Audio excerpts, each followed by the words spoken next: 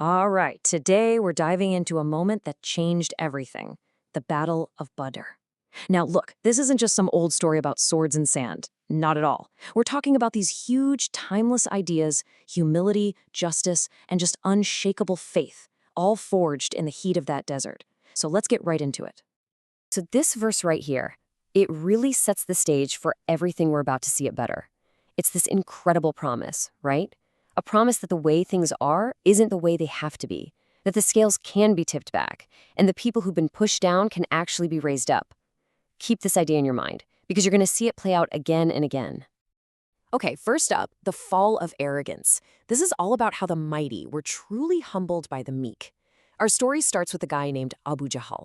Think of him as the big boss in Makkah, powerful, incredibly arrogant, and he made it his mission to make life miserable for the early Muslims. But well, out there on the battlefield of Badr, he was about to run into a reality check that he never, ever saw coming. So try to picture this. The companion, Abdurrahman ibn Auf, is standing there in the battle lines, and he's kind of surprised to see he's got these two really young guys on either side of him. And they lean in with just one question. "Uncle, do you know Abu Jahl?"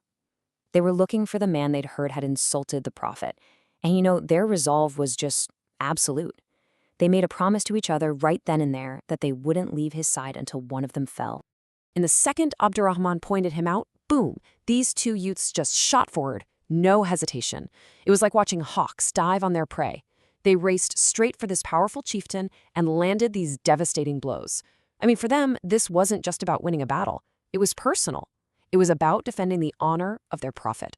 So later, another companion, Abdullah ibn Masud, finds Abu Jahl and he's barely clinging to life. But get this, even as he's dying, his last words are just dripping with that same old arrogance. He asks, "Is anyone better than a man who is killed by his own people?" Can you believe it? No shame, no regret, just this twisted pride right to the very end. And this is where the story gets truly incredible. You see, the man standing over him, Abdullah ibn Mas'ud, was someone Abu Jahl used to torture back in Makkah. He used to mock him, call him nothing more than a small shepherd of sheep. And now that very same shepherd is the one standing over the fallen tyrant. Talk about a divine reversal. The symbolism here is just, wow, it's so powerful. So, what's the big takeaway here? It's a huge lesson from Badr, right? All that worldly stuff, your status, your power, who your family is, at the end of the day, it means absolutely nothing. Real dignity, real honor, well, as this story shows, that comes from one thing and one thing only: faith. All right, next up, justice heals the heart. And this idea of divine justice, it just keeps going. This next story shows how it's not just about punishment, but about healing some really deep personal wounds. So imagine hearing this raw, emotional cry on the battlefield. "I will not be saved if Umayyah is saved." That's from Bilaal ibn Rabah. And the reason, he just spotted the man who used to torture him, Umayyah ibn Khalaf. Seeing him brought it all back. The pain, being dragged over hot desert sand just for believing. For Bilaal, this was it. This was the moment of reckoning. And here's where it gets complicated. You've got three key people. Umayyah, the torturer, is now trying to get taken as a prisoner to save his own skin. You've got Bilaal, the man he tortured, who sees a chance for justice. And then there's Abdurrahman ibn Auf, who was actually old friends with Umayyah before Islam. He's trying to protect him, maybe take him for ransom.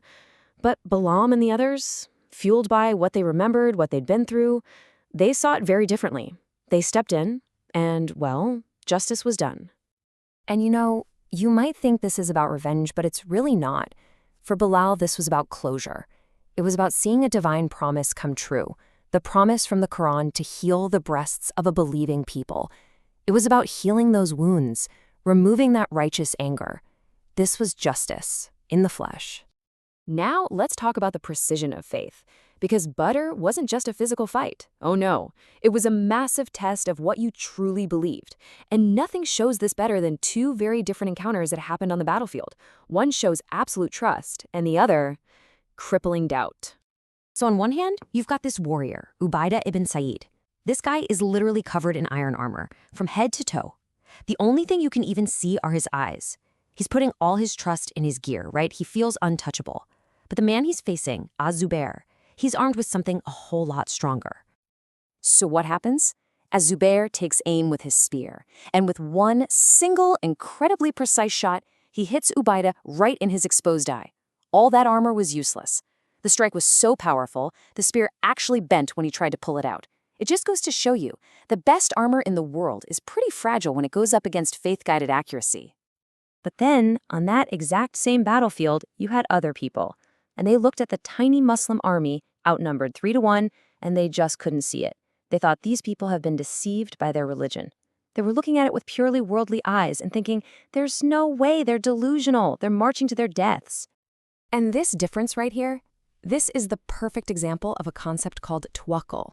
It basically means having absolute, complete trust in God's plan, believing that victory comes from Him, no matter what the numbers look like. A Zubair's duel? That's what tawakkul looks like in action. The doubters? That's what happens when you don't have it. It proves that victory isn't about how many soldiers you have.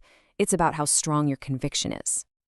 So this brings us to a trial of loyalty. Because the test of faith at Badr, its effects rippled out way beyond the battlefield. It basically forced everyone to ask themselves a really tough question. Where does your allegiance truly lie?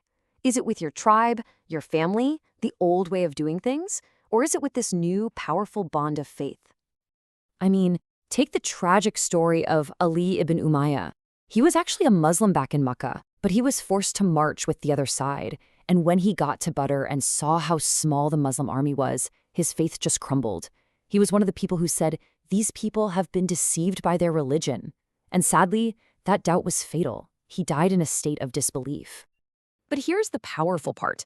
Years later, his own mother, Safwan, who had become a strong Muslim herself, was asked about him. And her testimony is just profound. She straight up acknowledged that her son died on something else, that he'd lost the faith he had when he left home. Think about that. Her loyalty was now completely to her religion. She disavowed her own son for his disbelief, but she loved her fellow Muslims, even if they weren't related by blood. The bond of faith had become stronger than the bond of blood. And all of this, all these stories, they bring us to one final, really important question. It's a question that Badr asks all of us, no matter when or where we live. What really defines true honor? The answer that echoes from the fields of Badr is crystal clear. True honor? It has nothing to do with power, or your family name, or how much stuff you own. It's forged in something else entirely. It's forged in humility over arrogance, in the fight for justice, and in that unshakable, absolute faith in something bigger than yourself. See, this battle was so much more than just a military victory.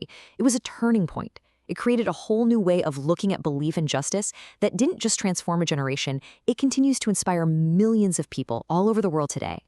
Thank you for watching.